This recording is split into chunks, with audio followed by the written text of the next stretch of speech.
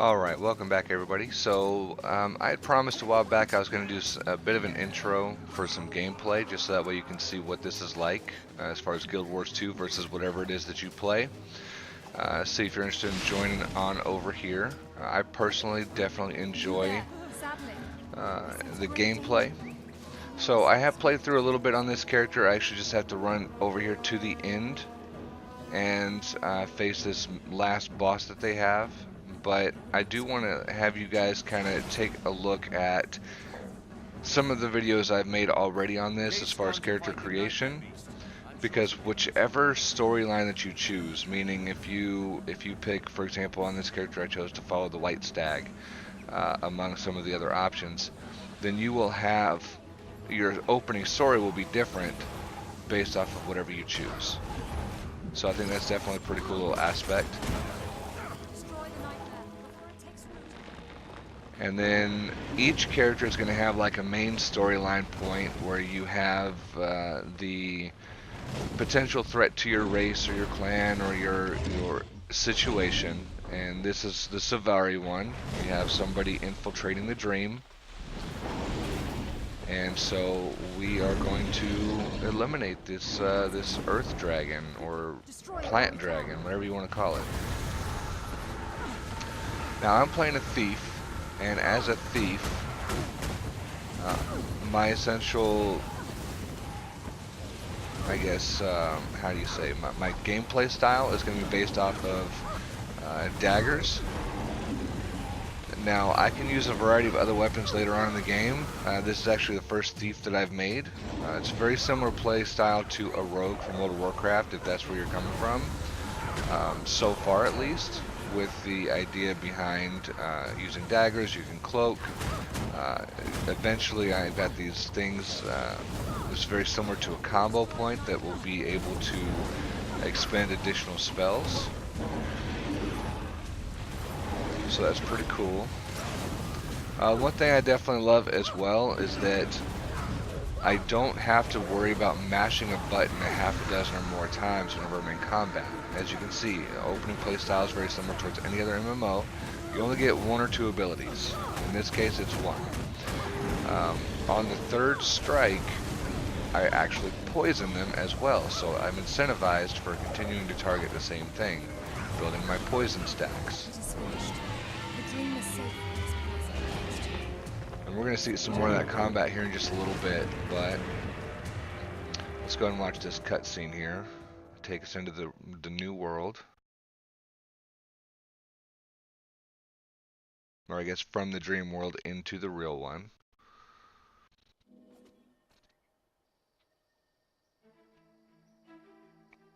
Where am I? I was fighting a great evil. Are we safe? Keith? Where is Keith? Steady, sapling. You just woke. You were calling out in your dream. Keith was just here, but she had to go speak to the Pale Tree. She and I fought side by side against a poison in the dream. I saw the shadow of a terrible dragon, and I felt the dream call upon me to defeat it. By the tree. A wild hunt so soon, and such a momentous task. To be a valiant of the Wild Hunt is a difficult charge. Bear this calling with pride. I will. But how do I begin? One does not simply awaken and rush off to face a dragon. You start here in our forest. There were others hurt in the dream. They could use your help.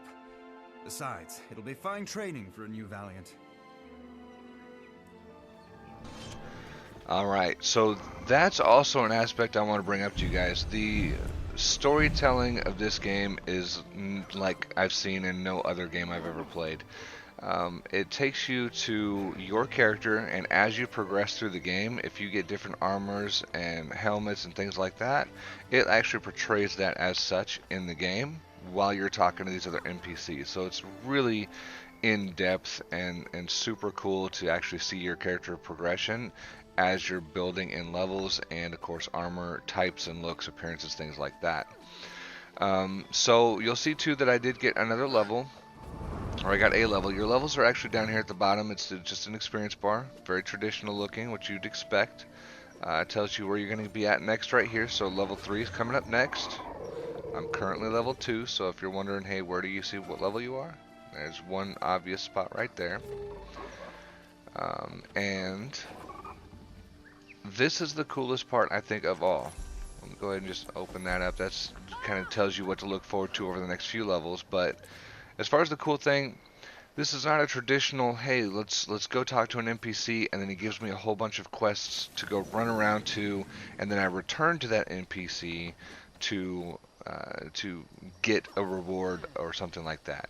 In this game, the way it's designed is that you will actually go to different places on the map. You have different points on the map under discovered points of interest, things like this, and the map will essentially change or evolve to where different events will start happening as you go through. Normally, I'd say if you're just starting, the number one thing you want to do is find the scouts.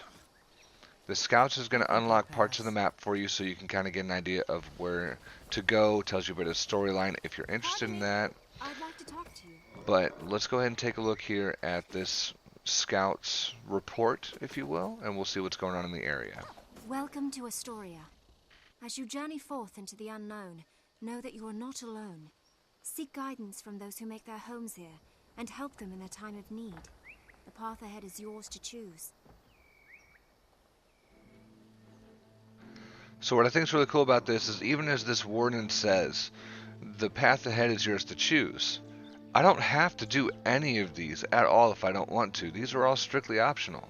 If I wanted to, I could just keep going through the main storyline, and I could keep ignoring all these little hearts and these locations, and I don't have to actually do any of them. As you journey outward, you'll I encounter personally amazing recommend Asturian that waypoints you that, do them for a just small because fee, you get certain allow you to rewards and rapidly karma, traverse the and you land. can use karma for things such as different armors or trinkets. You can also get salvaging bags, which is kind of cool because if you get equipment, then you can essentially salvage them or destroy the item and get materials for crafting. So some people will get a little bit confused with this because, again, you don't necessarily have to go do any of these quests, okay? But now all the hearts are unlocked, so I know where they are, and I can start working my way towards them. But whenever you get close enough to one of the hearts or the quest areas, you're going to get a deal up here on the top right hand side, and it's going to tell you, it says kill termites, uproot termite larvae, and let's see, feed prickly fruit to the hungry.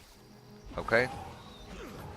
So then I just go through here and I see that there's a termite larva, right? So I'm just going to go kill it. And as I kill this, I have a new ability, just use that there, pretty cool little cosmetic, and it's going to give me a little bit to fill up my bar. So you get the idea. It's just like any other game as far as progression and whatnot. We'll fill up the bar, and then that's essentially your ability of completion. You get the experience, you get a few items. On occasion you'll get currencies, things like that. And then you'll take that and kind of grow and progress your character through the area. And then the final piece I have to say as far as the initial gameplay before I just go through and start doing some questing stuff is that everything scales down. It's super awesome. I absolutely love that it scales down like that. So if I outlevel an area, I'm not forced to stop traveling in the area just because I'm a higher level.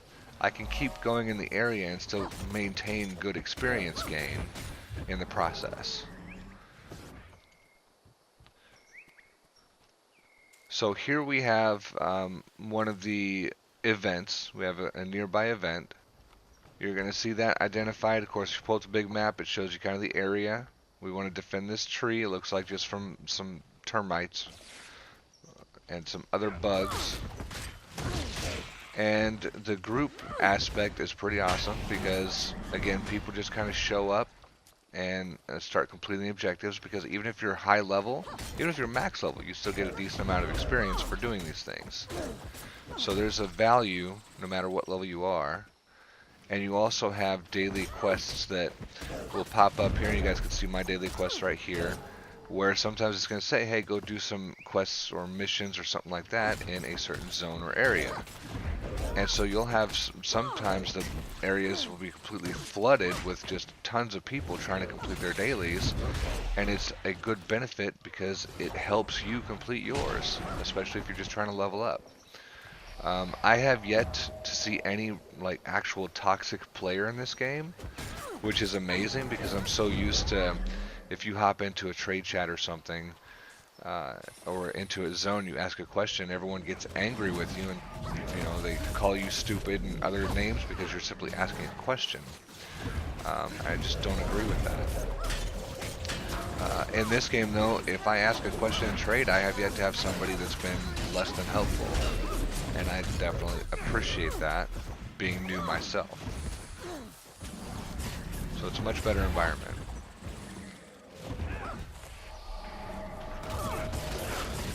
Alright, this kind of little boss, you guys can see it's taking us a while to kill him, but it kind of gives you an idea of what the group gameplay is going to be like. We have people, you know, supporting and buffing and helping out.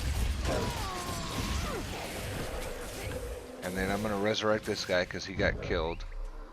To resurrect somebody, you literally just double click on them and you start filling up their bar. So there's no need for things like battle res or a certain type of class to be able to heal. As you can see, somebody else is helping me, and then he gets resurrected faster. And there we go. Pick up a little bit of loot. This guy's saying thanks. And that's one event. This should be the last of them, and the Wardenlight tree still seems healthy. I'm glad help arrived. There were just too many termites for us to handle alone. Alright, so again, general gameplay. What I'm going to do now is probably hop over to my warrior and just show you a little bit more gameplay that's going to be a little more involved. Because again, seeing this is it's kind of dull, kind of, you know, slow paced.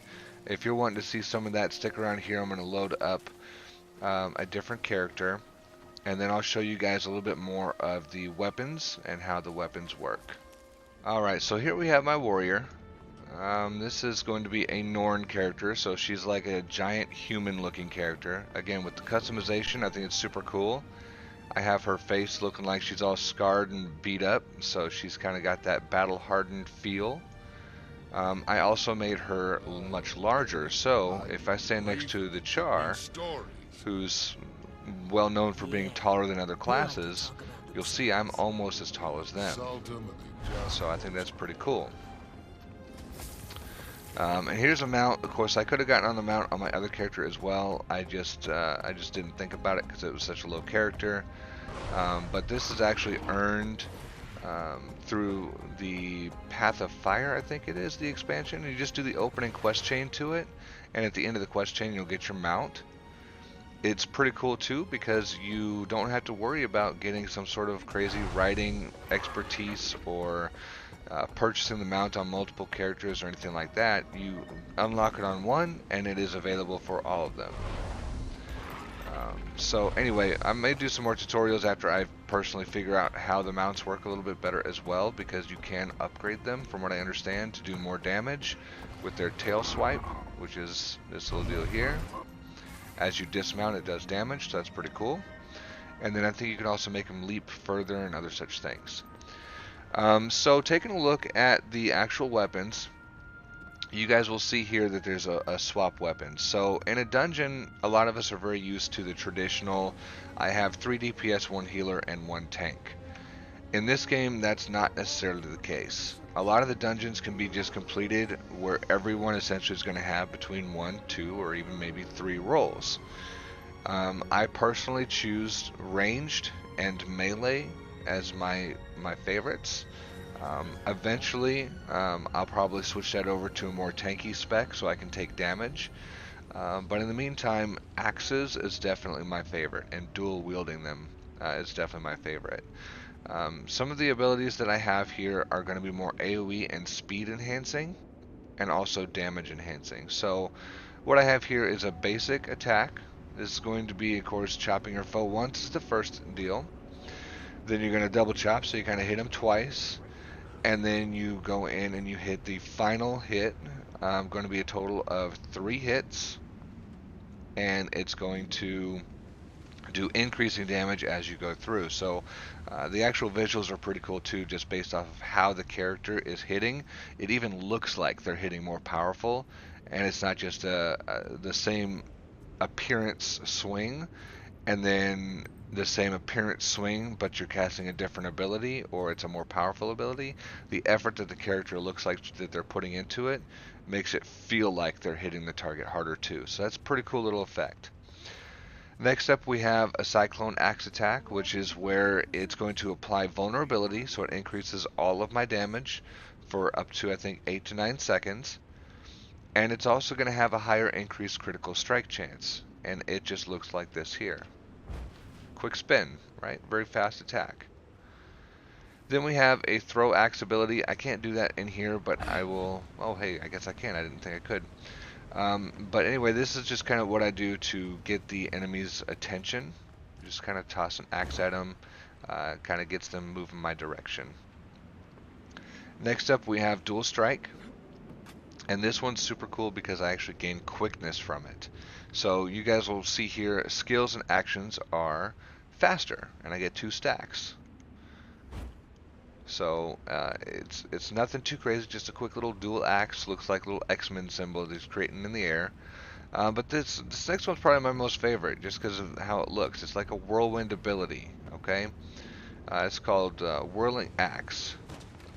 And what this is essentially I just start going to town.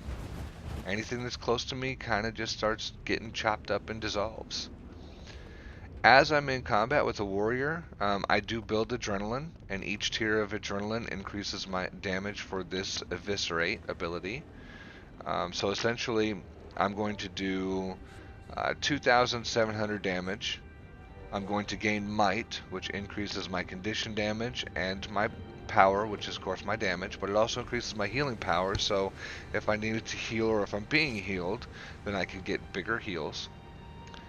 But in addition to that, I get plus 21% increase to my damage for 15 seconds. So that's pretty awesome. That's probably the coolest thing about it, is that it's got a lasting effect. I also have the ability to leap with this, so if I'm going from enemy to enemy, I can just leap from one to another. Even if it's not necessarily designed for doing damage, but just getting to the enemy as quickly as I can. So that's pretty cool. Now with this, you have the ability to customize not necessarily your main attacks, but you have your different abilities that you're going to gain as you progress. The number 6 button is typically going to be your healing, and you can choose what type of healing that you want. So this one's going to gain endurance for my surrounding allies. It's going to increase my might and some other things like that. Okay, so as I use this one, it could be beneficial if I'm in a longer fight where I need to have adrenaline increased a little bit and also increase my damage. Now this one here, it's going to be more for if I have conditions. So if I'm facing enemies that give me poison, or they try to reduce my speed or something like that, it's going to eliminate those conditions or reduce those conditions off of me. I don't generally use that one, but I haven't needed to. But of course, if I did face enemies like that, that's what I would typically use. Now, this one here is what I have on most of the time, because its passive is regenerating health. You guys will see the signets. If you are into passive abilities, they will be your favorite things ever, because they're going to always do something. And then whenever you click it, it does an additional effect. So for this one, you're going to heal yourself and grant some resistance. So any conditions that are on you are ineffective whenever I click this heal, and it also heals me as well. So it's pretty cool. I definitely think that that's my favorite one out of all of them.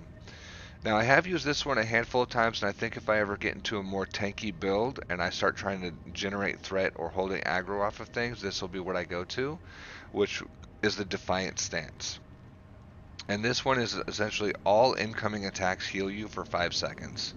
It really doesn't get much better than that. So you heal yourself a pretty good chunk, and then any damage that comes in also heals you as well. So it's something that you'd want to use if you're low on health, lots of enemies around you, are right before a big attack. You'd want to pop that, and then the additional damage is going to get you built back up too. Now for these skills, I'm not going to go through each of them just because there's so many, and they're all interchangeable, but just keep in mind that what I'm going for personally with this character is as much damage as I can.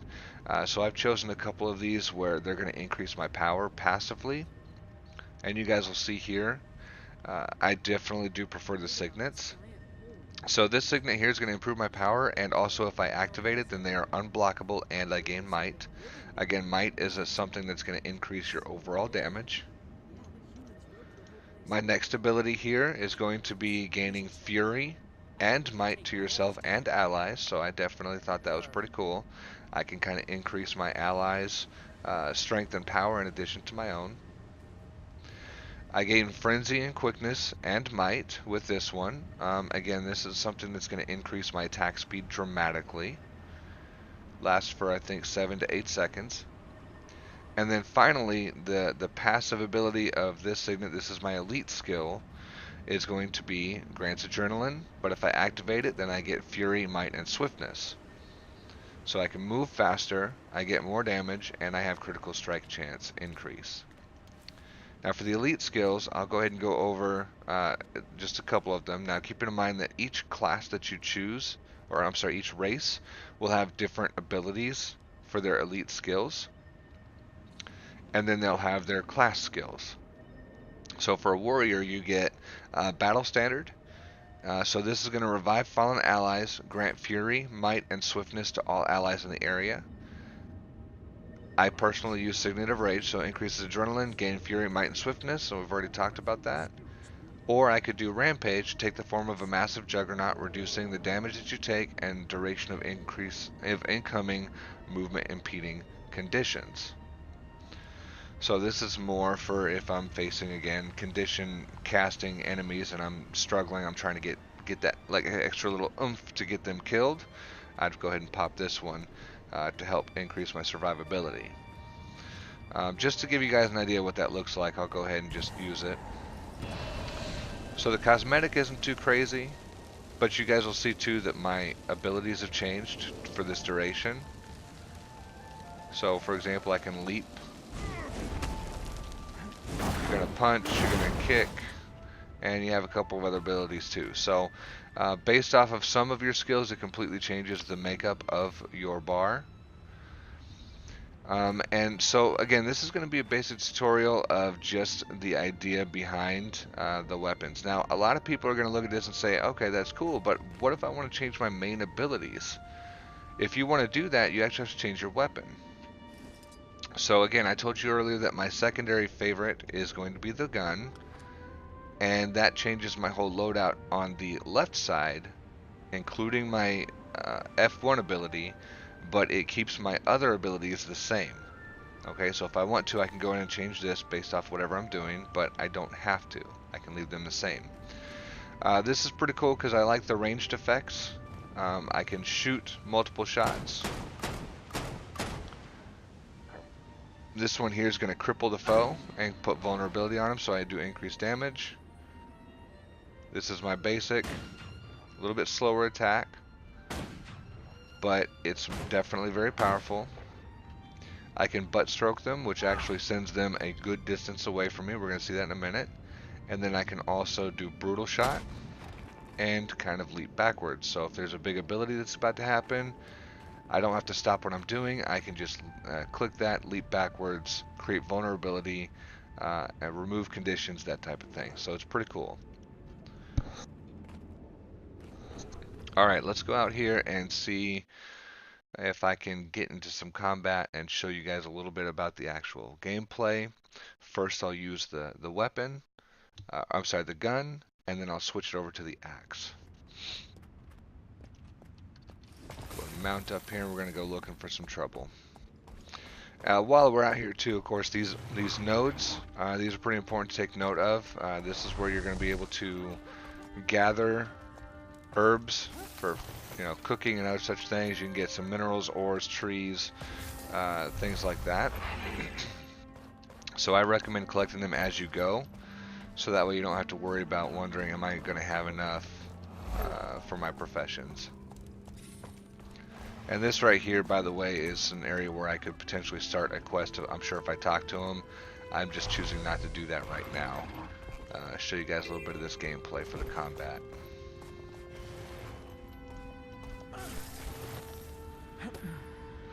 And then another cool thing with the mounts is as I'm running, I just push X and I can automatically mount. So it's an instant process as long as I'm not in combat. Alright, so we have a veteran enemy here. I'm going to go ahead and start shooting at him. So you guys can see too, it's pretty cool that I can move and shoot at the same time. I'm not stuck in a position like some games where you cannot move at all. And we're going to push F1 for my special ability. It's kind of a loaded shot, does a lot of damage. Slow him down. You guys can see I was able to kill him without even getting hit. So I definitely like the aspect. I love the gameplay style. He is supposed to be a difficult enemy to kill. I was able to get him down again without even taking any damage. So I think that's pretty cool. So we're going to switch over here to the axes. We're going to see if these guys are powerful enough to survive, but most likely they'll die pretty quick. So you guys can see the animations. I'm just showing you guys just that by itself first. Because as you can see, as you do more damage, it actually looks like I'm putting more power into each attack. And it gives you that feel of power and strength. And I absolutely love that with the axes. So we'll go ahead and start combat with the throwing. We'll increase the damage he takes. And he's already down. He didn't even get to take the damage I wanted him to. But now that I have multiple enemies around me, I'm going to try number 5. You guys can see I just kind of whirl around and just do quite a bit of damage. Took them both past halfway as far as their health very quickly. So the gameplay is very fast paced. I definitely enjoy it. I'm going to show you guys my F1 ability. Quick little leap. Doesn't take you very far, but just does some extra damage for you.